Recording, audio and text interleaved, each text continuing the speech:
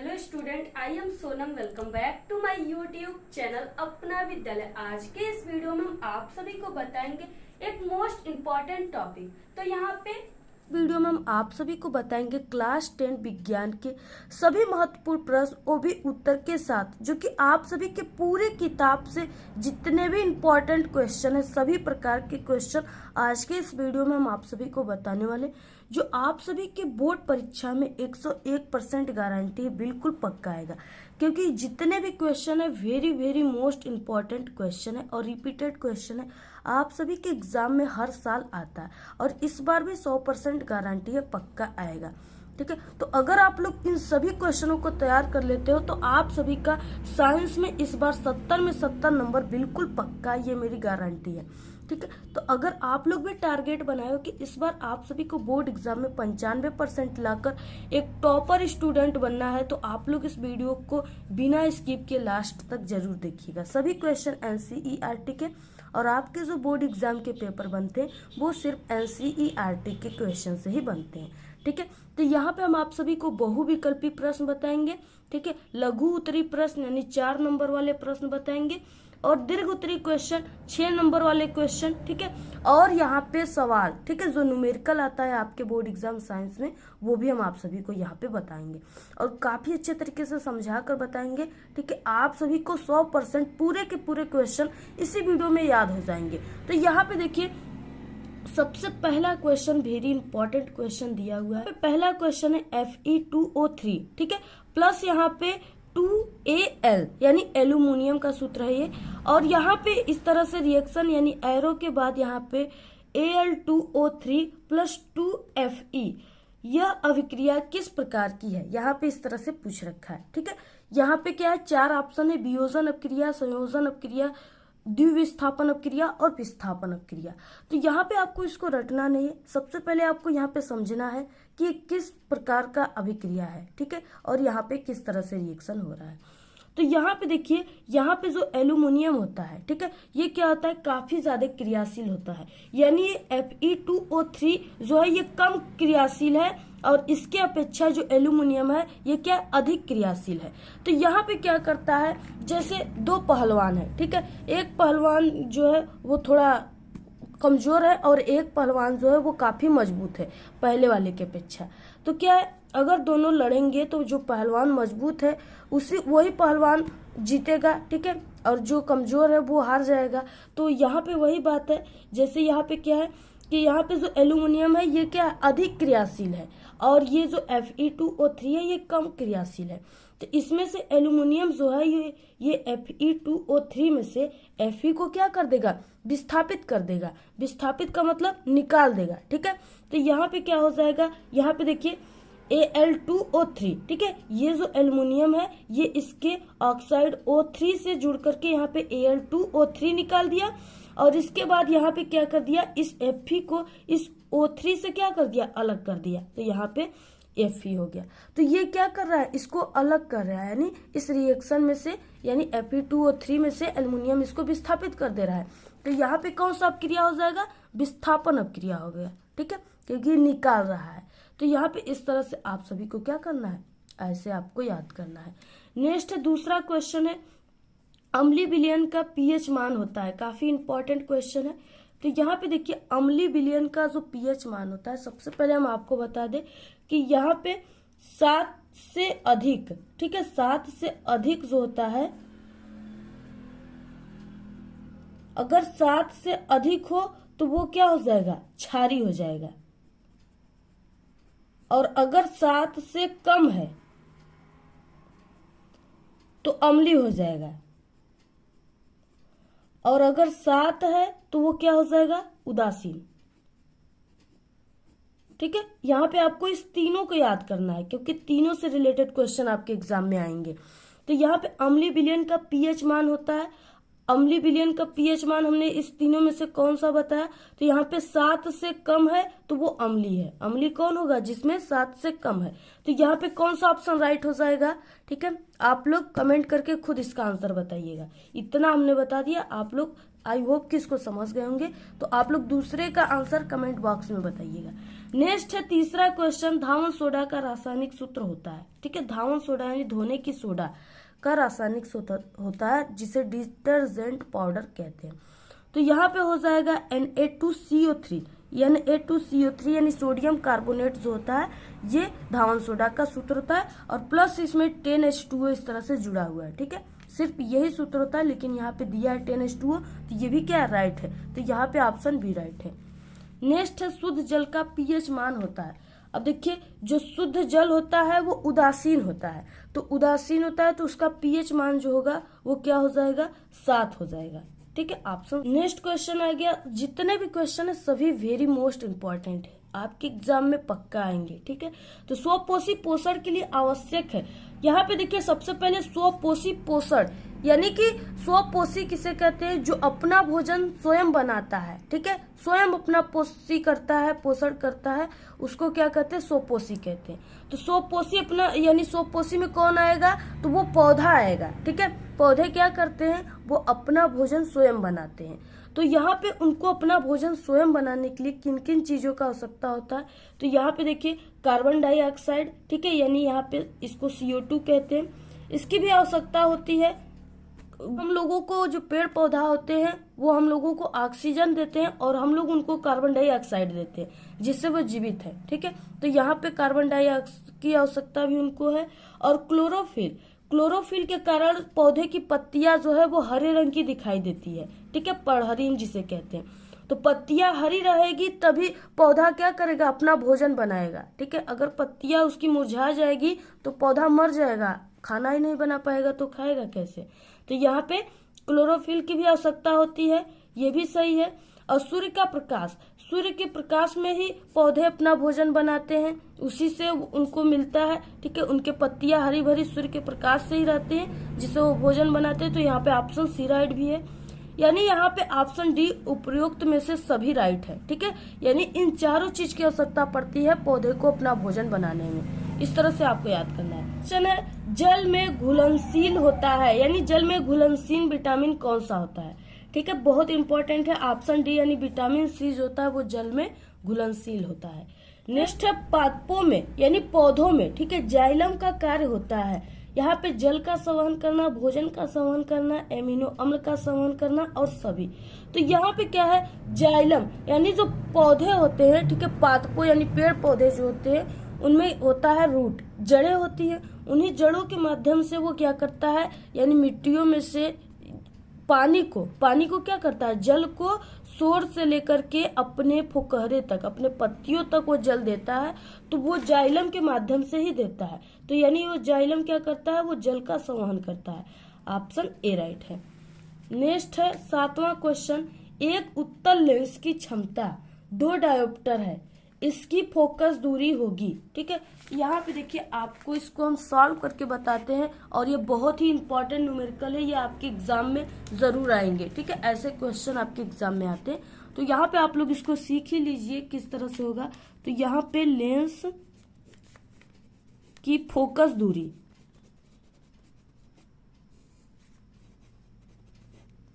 Lens की focus दूरी यानी F इक्वल हो जाएगा 1/P, ठीक है। ये जो सूत्र होता है ये क्षमता का सूत्र होता है, लेंस के क्षमता का सूत्र होता है F इक्वल 1/P, ठीक है। P जो है ये क्षमता है पावर डायोप्टर में।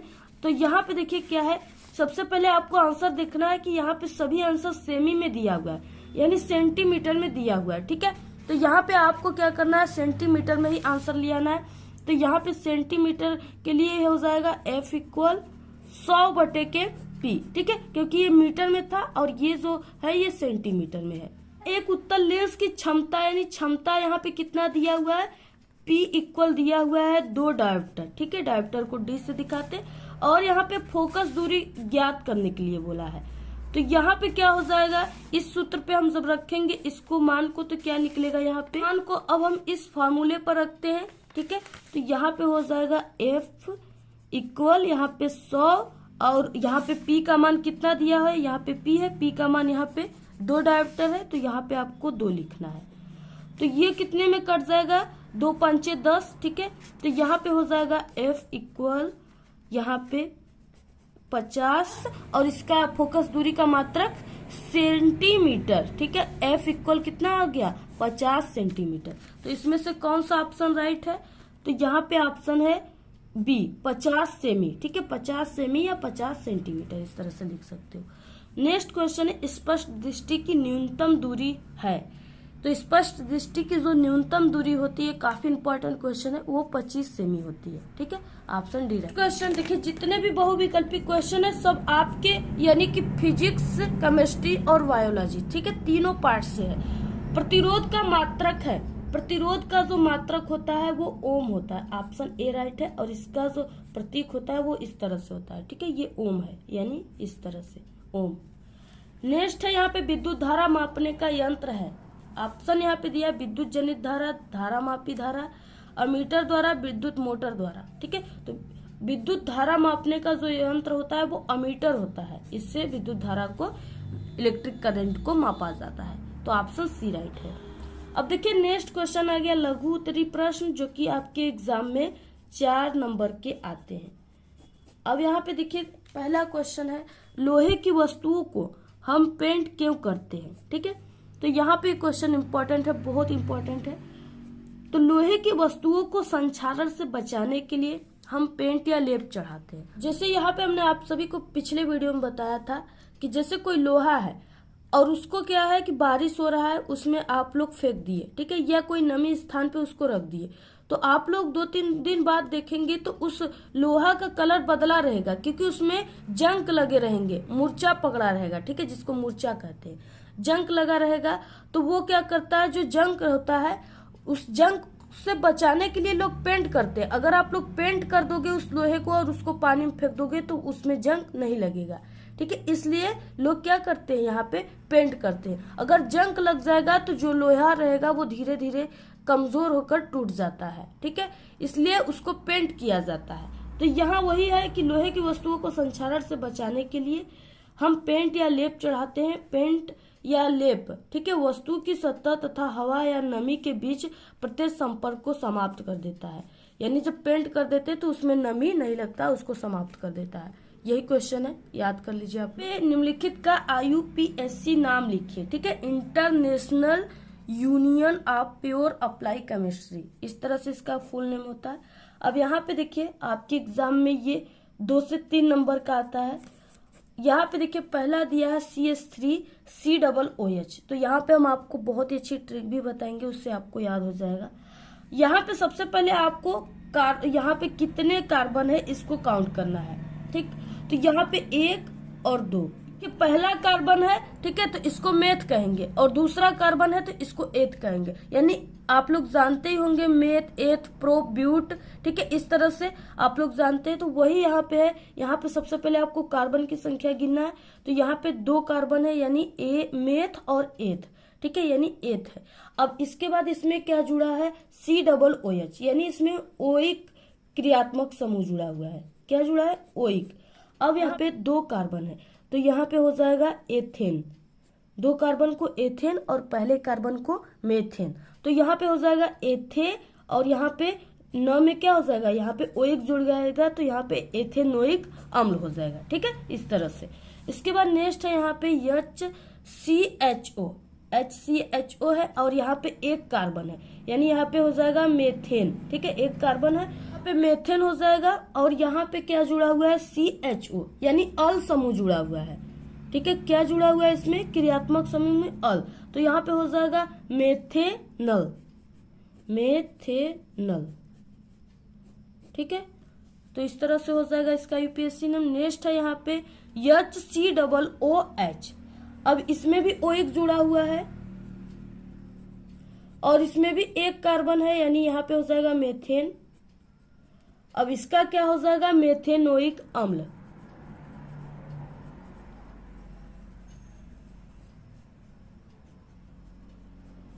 इसके बाद नेक्स्ट है C2H5OH। अब यहाँ पे OH का मतलब ऑल समूह जुड़ा हुआ है, इसमें ऑल क्रियात्मक समूह जुड़ा हुआ है। ठीक है, तो यहाँ पे देखिए इसको ऐसे भी आप लोग लिख सकते हो CH3 CH2 एकल बांध OH इस तरह से, और इसमें ऑल समूह जुड़ा हुआ है। ठीक है, तो यहाँ पे एक कार्बन है और दो कार्बन है, यानी इस कार्बन पहले कार्बन को मेथेन और दूसरे को एथेन। तो यहाँ पे क्या हो जाएगा, यहाँ दो कार्बन है तो यहाँ पे हो जाएगा एथे, और यहाँ पे ऑल समूह जुड़ा है यानी नॉल,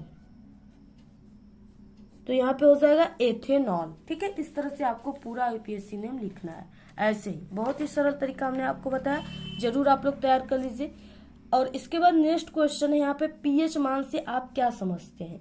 ठीक है, बहुत इंपॉर्टेंट क्वेश्चन है। शुद्ध जल में हाइड्रोजन आयनों का सांद्रण क्या होता है।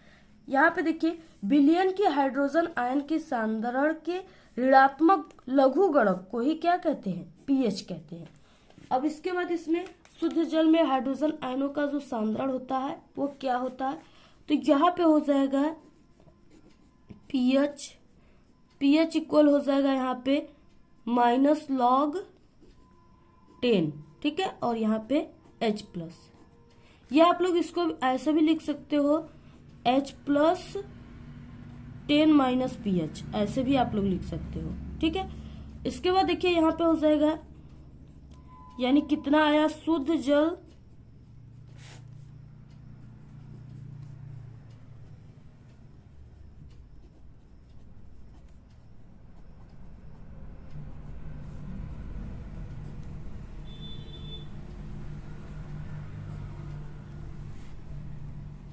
कितना हो जाएगा 1 × 10⁷, और इसका मात्रक होता है मोल प्रति लीटर। ठीक है, तो इतना हो जाएगा, यानी इतना शुद्ध जल में हाइड्रोजन आयनों की सांद्रण जो होता है वो इतना ही होता है, 1 × 10⁻⁷ मोल प्रति लीटर। ठीक है, इस तरह से आप लोग इसको पूरे को तैयार कर लीजिए। नेक्स्ट क्वेश्चन है, देखिए बायोलॉजी से श्वसन को परिभाषित कीजिए, काफी इंपॉर्टेंट है। श्वसन वह क्रिया है, ठीक है, वो अभिक्रिया है जिसमें कोशिका में कार्बनिक यौगिक प्राय क्या करते हैं, ग्लूकोज का ऑक्सीकरण करते हैं, ऑक्सीकरण होता है, और इस क्रिया में CO2 जो होता है और ऊर्जा उत्पन्न होता है, इसी को श्वसन कहते हैं। इसको यहाँ पे देखिए नेक्स्ट क्वेश्चन है, 40 सेमी दूरी वाले अवतल दर्पण की त्रिज्या ज्ञात कीजिए। ठीक है, तो यहाँ पे क्या करना है, दिया है, पहले आपको तरीका पता होना चाहिए किस तरह से लगता है, दिया है प्रश्नानुसार। ठीक है, जितने भी मान दिए चिन्ह सहित आप लोग रखिए। F इक्वल दिया है 40 सेमी और R इक्वल दिया है क्वेश्चन मार्क नहीं दिया है। तो यहाँ पे आप लोग फॉर्मूला जानते हो कि यहाँ पे क्या होता है, यानी फोकस और त्रिज्या की जो फॉर्मूला होती है वो F इक्वल R/2 होता है। ठीक है, इसी सूत्र पे आपको रखना है, आंसर आ जाएगा। तो यहाँ पे F का मान दिया हुआ है और R का मान आपको ज्ञात करना है। तो यहाँ पे इसको हम यहाँ पे F का मान रखते हैं 40। ठीक है, और यहाँ पे क्या है, यहाँ पे R इक्वल 2, तो यहाँ पे जो 2 है इधर क्या है भाग में है, और ये बराबर की इधर जाएगा तो गुणे में हो जाएगा, तो और यहाँ पे R इक्वल हो जाएगा। ठीक है, तो R बराबर हो जाएगा 40 × 2। अब यहाँ पे हो जाएगा R इक्वल कितना हो जाएगा 80। ठीक है, कितना हो जाएगा 80, और यहाँ cm। ठीक है, इस तरह से इसका आंसर हो जाएगा। इसके बाद नेक्स्ट क्वेश्चन है, यहाँ पे विद्युत प्रतिरोध क्या है, इसका मात्रक आपको लिखना है, इसका यूनिट लिखना है। देखिए विद्युत प्रतिरोध का मतलब क्या है, प्रतिरोध का मतलब रुकावट डालना। ठीक है, यानी किसी के मार्ग में, विद्युत के मार्ग में जो रुकावट डालता है उसको प्रतिरोध कहते हैं। तो यहाँ क्या है, किसी चालक का वह गुण जिसके कारण वो विद्युत प्रवाह का विरोध करता है, यानी रुकावट डालता है, चालक का प्रतिरोध अथवा प्रतिरोधकता कहलाता है। इस तरह से आपको लिखना है, और इसका जो यूनिट होता है, ठीक है, वो R इक्वल V/I इससे हो जाएगा, और V का यानी इसका मात्रक वोल्ट होता है और I का मात्रक एम्पियर होता है, और इसी को ओम भी कहते हैं। ठीक है, जिसका प्रतीक इस तरह से है, तो आप लोग इसको तैयार कर लीजिए। तो देखिए नेक्स्ट क्वेश्चन है जो कि very very most important question है, कई बार आपके एग्जाम में आया, बिल्कुल रिपीटेड क्वेश्चन है, हर साल आता है। ठीक है, और ये 6 नंबर वाला क्वेश्चन है, यानी दीर्घ उत्तरी क्वेश्चन है। अब देखिए यहाँ पे हम आपको बहुत ही अच्छी ट्रिक बताएंगे। इस पूरे जो क्वेश्चन है उसका आंसर आपको इसी वीडियो में याद हो जाएगा। और यहाँ पे अगर आपको रिएक्शन करने नहीं आता तो रिएक्शन भी 100% गारंटी है कि आपको बिल्कुल हवा हो जाएगा, आने लगेगा अच्छे तरीके से। ठीक है, दिया है क्वेश्चन, बेकिंग पाउडर या खाने वाला सोडा, बेकिंग सोडा को यानी बेकिंग पाउडर को खाने वाला सोडा भी कहते हैं।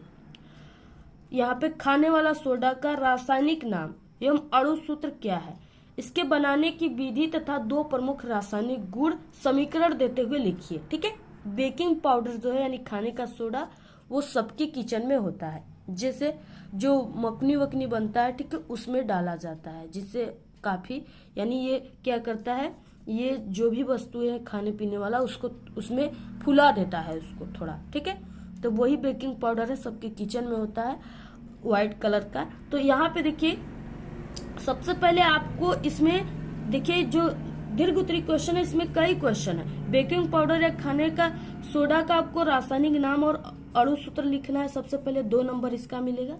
इसके बनाने की विधि आपको लिखना है, 2 नंबर इसका मिलेगा। और 2 प्रमुख इसके रासायनिक समीकरण लिखना है, यानी 2 नंबर इसका मिलेगा। टोटल ये 2 + 2 + 2 इक्वल यहाँ पे 6। ठीक है, 6 नंबर का क्वेश्चन है। तो सबसे पहले बेकिंग सोडा, आपको इसका रासायनिक नाम याद होना चाहिए। ठीक है, तो वो होता है सोडियम बाइकार्बोनेट। इसका बेकिंग सोडा का रासायनिक नाम जो है वो सोडियम बाइकार्बोनेट है। ठीक है, कार्बोनेट का सूत्र होता है Na2CO3, लेकिन यहाँ पे बाई लग गया है तो यहाँ पे इसका सूत्र हो जाएगा NaHCO3। ठीक है, यहाँ पे क्या है, सिर्फ ये यच लगा है जिसके कारण यहाँ पे बाई हो गया है। ठीक है, और यहाँ पे अगर Na2CO3 होता तो वो सिर्फ सोडियम कार्बोनेट होता, लेकिन यहाँ पे यच लगा है तो ये बाई कार्बोनेट हो गया। इसको आपको ध्यान देना है। ठीक है, इसमें काफी कंफ्यूजन है, NaHCO3 he sodium by carbonate का सूत्र है। अब देखिए इसको बेकिंग सोडा बनाने की विधि क्या है यहाँ पे। तो बेकिंग सोडा किस तरह से बनता है, यानी बेकिंग सोडा, इसे सोडियम कार्बोनेट के जली विलयन में, सोडियम कार्बोनेट यानी Na2CO3, ठीक है, इसके जली विलयन में कार्बन डाइऑक्साइड मीन्स के CO2 गैस प्रवाहित करके बनाया जाता है। अब यहाँ पे देखिए क्या हो जाएगा इसका रिएक्शन। यहाँ पे सबसे पहले सोडियम कार्बोनेट का हमने आपको बताया कि सूत्र याद होना चाहिए, तो वो होता है Na2CO3। ठीक है, ये क्या है, सोडियम कार्बोनेट।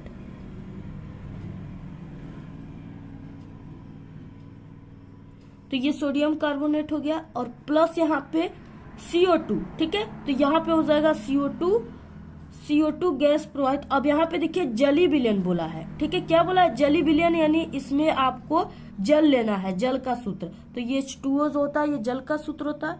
अब इसका हम रिएक्शन कराते हैं इस तरह से। इसका हम जब रिएक्शन कराते हैं तो यहाँ पे क्या बनेगा, बेकिंग सोडा बनेगा, जिसका यहाँ पे रासायनिक नाम सोडियम कार्बोनेट है और जिसका सूत्र NaHCO3 है। ठीक है, तो यहाँ पे NaHCO3 बनेगा। अब देखिए यहाँ पे क्या है, यहाँ पे आपको दोनों तरफ इन जो दिया है तत्व, इनके जो सूत्र है उसको आपको बैलेंस करना है। ठीक है, तो यहाँ पे क्या है Na2, यानी यहाँ पे सोडियम की संख्या इस तरफ क्या है, 2 है, 2। यहाँ पे Na2 का मतलब 2 सोडियम है और इधर क्या है, सोडियम की संख्या सिर्फ 1 ही है। तो यहाँ पे अगर हम इस तरह से 2 आगे इसके कर देते हैं तो यहाँ पे भी सोडियम की संख्या 2 हो गई। ठीक है, 2 सोडियम की संख्या हो गई। अब यहाँ पे देखिए सब बैलेंस हो गया। यहाँ पे हाइड्रोजन की संख्या 2 है, यहाँ पे हाइड्रोजन 1 था, यहाँ पे हमने 2 कर दिया, 2 हाइड्रोजन हो गया। यहाँ पे 1 कार्बन, यहाँ पे 1 कार्बन, यहाँ पे 2 कार्बन था, यहाँ पे 1 कार्बन है, 2 यहाँ पे कर दिए, 2 कार्बन हो गया।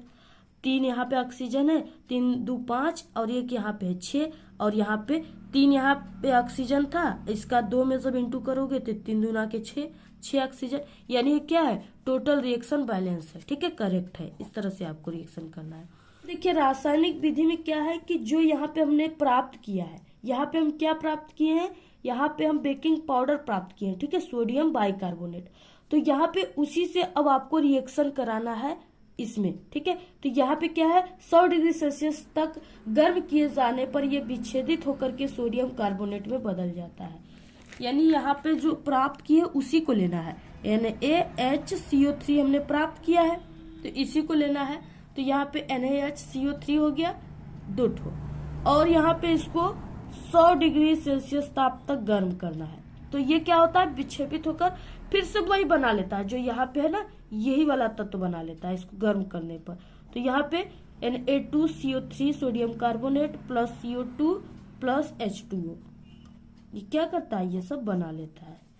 तो आपको ऐसे ही क्या करना है रिएक्शन। बहुत ही अच्छा है, सरल है, आप लोग इसी तरीके से करिएगा। नेक्स्ट रासायनिक विधि क्या है, ठीक है, 2 ठो बोला था तो आपको 2 लिखना है। यहाँ पे यह अम्लों से क्रिया करके सोडियम लवण बनाता है तथा कार्बन डाइऑक्साइड गैस को मुक्त करता है, ठीक है। अब यहाँ पे यानी जो सोडियम बाइकार्बोनेट हमने प्राप्त किया था उसी को आपको अम्ल से रिएक्शन कराना है। तो यहाँ पे हो जाएगा NaHCO3, ठीक है, सोडियम बाइकार्बोनेट। अब प्लस यहाँ पे अम्ल बोला है तो यहाँ पे HCl हम ले लेते हैं क्योंकि ये प्रबल अम्ल है। तो यहाँ पे HCl, अब इसका जब हम रिएक्शन कराते हैं तो यहाँ पे क्या बनता है, यहाँ पे देखिए कार्बन डाइऑक्साइड गैस मुक्त होता है। किस तरह से होता है, अब यहाँ पे देखिए, जैसे यहाँ पे क्या है Na और यहाँ पे ये Cl, ठीक है, ये Na प्लस है और Cl माइनस है। तो ये क्या बन गए NaCl यानी सोडियम क्लोराइड, NaCl हो गया, निकल गया। और इसके बाद यहाँ पे क्या है CO3, अब यहाँ पे हम CO2, और यहाँ पे हमने क्या किया कि एक ऑक्सीजन को इस तरह से इससे अलग कर दिया। तो यहाँ पे ये CO2 हमको प्राप्त हो रहा है। तो यहाँ पे CO2 कार्बन डाइऑक्साइड और प्लस यहाँ पे एक H यहाँ पर है, एक H यहाँ पे है, ठीक है, 2 H यहाँ पे हो गए और एक ऑक्सीजन यहाँ से हमने इसको निकाला है। तो यहाँ पे हो गया 2, यहाँ पे 2 हाइड्रोजन और एक ऑक्सीजन H2O, ठीक है। तो ये जल का सूत्र हो गया। तो इस तरह से ये रिएक्शन हो गया, ठीक है। आपको ऐसे ही लिखना है, इस तरह से आपको हमने सिर्फ समझने के लिए बताया, आपको इस सब खींचना नहीं है, सिर्फ समझ कर ऐसे आपको लिखना है, ठीक है। तो यहाँ पे सोडियम क्लोराइड CO2 और यहाँ पे H2O प्राप्त होता है। तो आपको इसी तरीके से कराना है रिएक्शन। आई होप कि आपको सभी रिएक्शन समझ में आ गया। देखिए नेक्स्ट जो क्वेश्चन है ये आपके एग्जाम में पक्का आता है, ये ऑब्जेक्टिव क्वेश्चन में भी आएगा और न्यूमेरिकल में भी आएगा, ठीक है। तो इसलिए हम आप सभी को इसको बताते हैं। यहाँ पे दिया है 200 वोल्ट यानी V का मान 200 और यहाँ पे 100 वाट, P का मान 100 वाट। बल्ब को यदि 100 वोल्ट पर प्रयोग किया जाए तो बल्ब की शक्ति कितनी होगी। तो यहाँ पे सबसे पहले क्या क्या दिया है इसको हम लिख लेते हैं, ठीक है। तो यहाँ पे वोल्ट दिया है V इक्वल 200 वोल्ट, और उसके बाद यहाँ पे क्या दिया है P का मान दिया हुआ है, ठीक है। यहाँ पे 100 वाट दिया है P का मान, तो यहाँ पे 100 वाट हो जाएगा। अब देखिए 2 मान दे दिया है। अब इसके बाद यहाँ पे क्या है कि यहाँ पे सबसे पहले आपको सूत्र यहाँ पे लिखना है, शक्ति के सूत्र से इसको ज्ञात करेंगे। तो शक्ति इक्वल यानी P इक्वल होता है V का स्क्वायर बाई R। अब इसी फार्मूले से इसको निकालना है। यहाँ पे देखिए P का मान दिया है, V का मान दिया है, लेकिन R का मान नहीं दिया है, इसको हम पक्षांतर कर देते हैं। तो यहाँ पे ये R जो है इधर चला आएगा यहाँ पे, ठीक है, इसको पक्षांतर करते हैं तो यहाँ पे R हो जाएगा V का स्क्वायर और ये P जो है ये R के प्लेस पे आ जाएगा, तो यहाँ पे P हो जाएगा। अब इसमें तो आप लोग मान रख ही सकते हो, यहाँ पे V का स्क्वायर यानी कि ये जो V का मान दिया है ये 2 बार रखाएगा, 200 इंटू 200 इक्वल यहाँ पे P का मान जो है वो 100 वाट है। तो इस तरह से आप लोग 100 रखिए। अब यहाँ पे देखिए 2 का 2, 2 दूना के 4, ठीक है। तो यहाँ पे क्या हो जाएगा 4 और यहाँ पे 4 जीरो है, तो इसको आपको लिख देना है और डिवाइड यहाँ पे 100। अब ये 2 जीरो से 2 जीरो मर गए, ठीक है। तो यहाँ पे R इक्वल क्या हो गया 400 ओम, ठीक है, यानी 400 प्रतिरोध। यहाँ पे अभी तो R का मान निकला है, अभी क्या है शक्ति का मान निकालना है, ठीक है। यहाँ पे दिया है कि पहले तो हमने यहाँ पे 200 वोल्ट और 100 वाट का ही निकाले हैं। इसके बाद दिया है कि यदि 100 वोल्ट, यहाँ पे फिर से वोल्ट का मान दे दिया है, 100 वोल्ट पर प्रयोग किया जाए तो बल्ब की शक्ति कितनी होगी, यहाँ पे इस तरह से पूछ रखा है। अब यहाँ पे देखिए अब पुनः क्या होगा, पुनः हमको V इक्वल यहाँ पे 100 वोल्ट रखना है, ठीक है। और यहाँ पे क्या है, बल्ब की शक्ति जो है